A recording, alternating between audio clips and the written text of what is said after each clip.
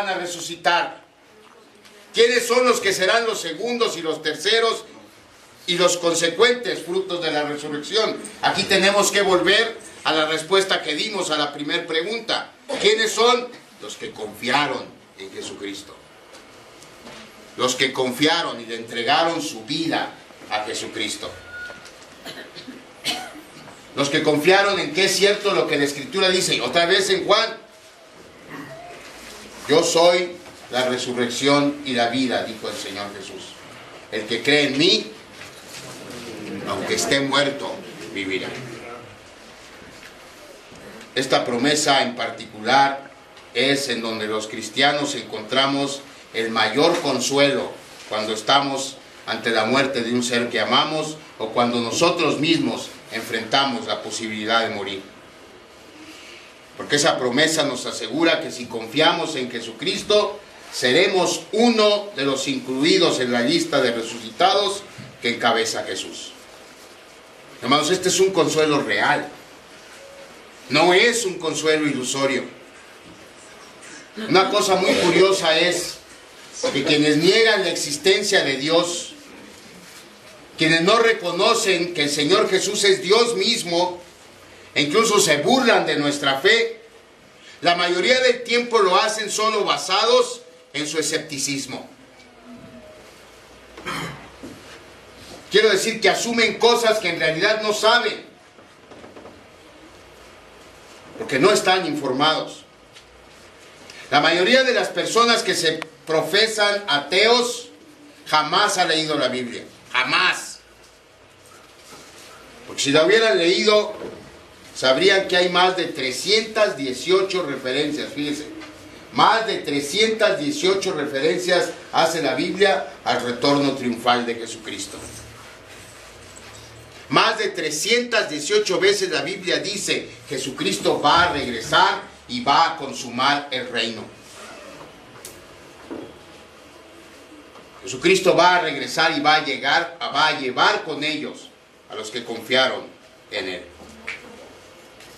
Una de las cosas que el Jesús resucitado le dijo a Juan para que las escribiera en Apocalipsis, y que está solo unos renglones abajo, ahí en su Biblia del pasaje que leímos, es una declaración que debe llenarnos de tranquilidad, debe llenarnos de gozo. Apocalipsis 1:17. Ahí está hablando Juan de que él, estando en la isla de Patmos un domingo, vio aparecer al Señor Jesús. Y él dice: cuando le vi, caí como muerto a sus pies. ¿Cómo no le va a dar miedo? Está ante el creador del universo, ante la autoridad máxima del universo. Caí como muerto a sus pies, dice Juan. Pero fíjese la reacción del Señor Jesús. Él puso su diestra sobre mí, diciéndome: no temas, yo soy el primero y el último, y el que vivo y estuve muerto, mas he aquí que vivo por los siglos de los siglos. Amén. Y tengo las llaves de la muerte y del Hades. Tengo las llaves de la muerte y del Hades. Cuando bajaron el cuerpo inerte del Señor Jesús el viernes en la tarde, seguramente en el infierno hubo fiesta, porque pensaban que habían encerrado al autor de la vida para siempre. Lo que no sabían es que el autor de la vida tiene las llaves de la muerte. Y como entró, salió, para nunca más entrar. Es más, salió y los dejó. Entonces, como esas películas del oeste, que encierran al bueno de la película y él tiene las llaves y se despierta, se las quita y luego encierra a los malos. No más que esto no es ficción, esto es una realidad. Así que si usted se está preguntando, ¿tiene Jesús el poder para ayudarme? La respuesta sigue siendo sí. ¿Por qué? Porque Él es el primogénito de los muertos. Una tercera y final pregunta, después de que sabemos que podemos confiar en Jesús, que Él tiene el poder para ayudarnos, es: bueno, suponte que yo confío en Jesús Supón que Él tiene el poder para ayudarme. ¿Jesús se va a encargar entonces de mi futuro? Y la respuesta viene en la tercera frase que Juan utiliza para describirlo. Él es el soberano de los reyes de la tierra. Ya hemos estudiado qué significa la palabra soberano. Significa la máxima autoridad. Entonces, cuando Juan llama a Jesús el soberano, y lo llama el soberano de todos los reyes de la tierra, quiere decir que todos los gobernantes de todas las naciones, grandes y pequeñas, le van a rendir cuentas a Jesús. Eso quiere decir, allá en el primer siglo, el emperador romano Nerón pensó que él era el soberano de todo el universo, que él era el soberano sobre todos los reyes del mundo, porque en ese entonces Roma dominaba a la mayoría de las naciones que existían, y siendo él el emperador de Roma, no había un poder humano superior a él. Él tenía el poder para que una persona viviera o muriera, y todo dependía de la dirección de su pulgar derecho. Si su pulgar derecho apuntaba hacia arriba, la persona vivía. Si apuntaba hacia abajo, la persona se moría. Ese poder llegó a tener Nerón de tal manera que se la creyó. Él pensó que él era el soberano de todo el universo. Sin embargo, había una piedra que le molestaba en su zapato, o en su sandalia, no sé cómo, o su guarache, lo que haya usado. Había esa pequeña piedra que le molestaba. Una secta nueva de hombres y mujeres tan fieles a su Señor que se negaban a reconocerle como el soberano del universo. Roma tenía por ley que todas las naciones bajo su dominio debían declarar: César es el Señor. El Señor en la acepción de el dueño, el Dios del universo. Cuando le preguntaban a los cristianos, ¿crees que César es el Señor? Los cristianos respondían con el primer credo de la historia: no, César no es el Señor, Jesús es el Señor. A muchos les costó la vida, pero ni aun a costa de su propia vida negaron lo que sabían de cierto, que Jesús es el Señor. Amén.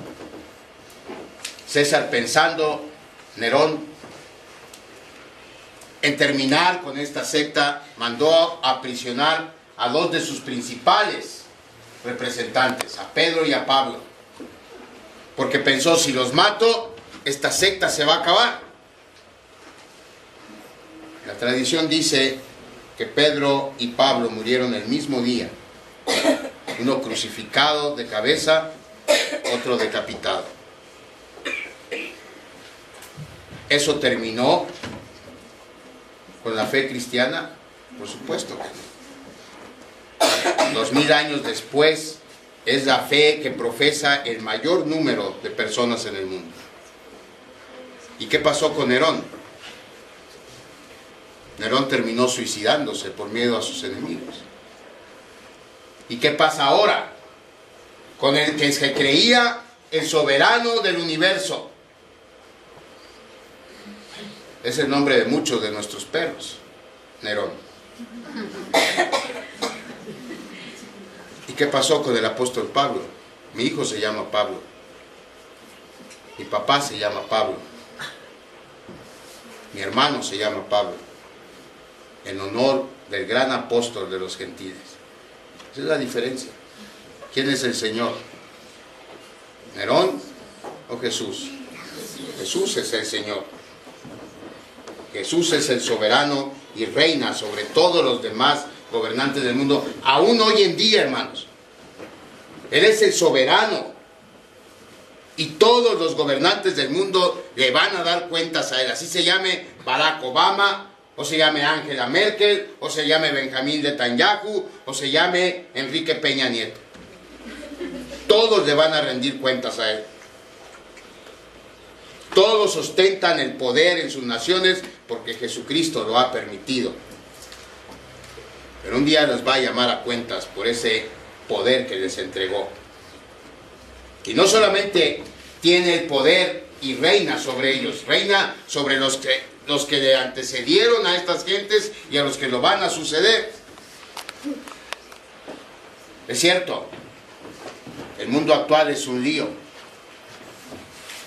Y por eso es difícil creer que Jesucristo sea el soberano de este caos. Si nos vamos a la evidencia apunta en dirección opuesta. Pareciera que nuestro enemigo es el que gobierna el mundo. Porque los asesinos de bebés, los abusadores de niños, los traficantes de droga parecieran intocables. Porque los conflictos entre las naciones parecieran no tener fin. Así que un vistazo rápido al panorama mundial ubicaría el control del mismo en otra dirección. Pero nosotros sabemos, hermanos, que en medio de este caos, Dios sigue llevando a cabo su plan perfecto.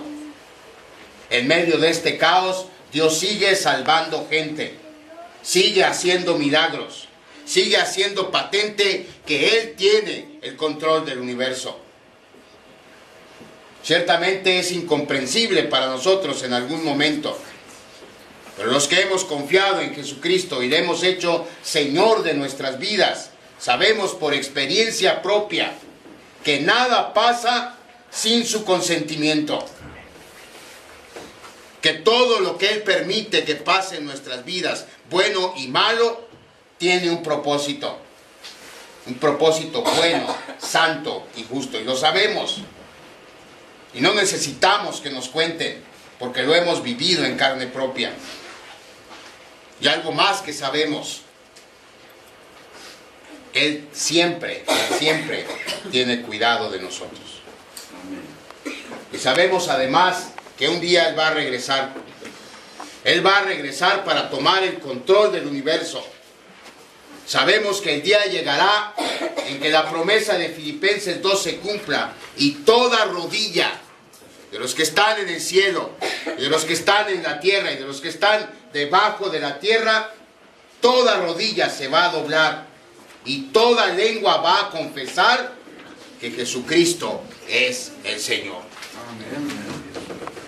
Y mientras nos ha encargado a nosotros proclamar ese reino, mientras nos ha encargado a nosotros presentar a ese soberano a quienes no lo conocen, de llevar el mensaje de salvación a quien no lo ha oído, nos ha mandado a que le digamos a la gente que no sabe cómo es que se puede formar parte del reino de Dios. Nosotros somos quienes debemos hacer visible el reino de Jesucristo en lo que Él regresa.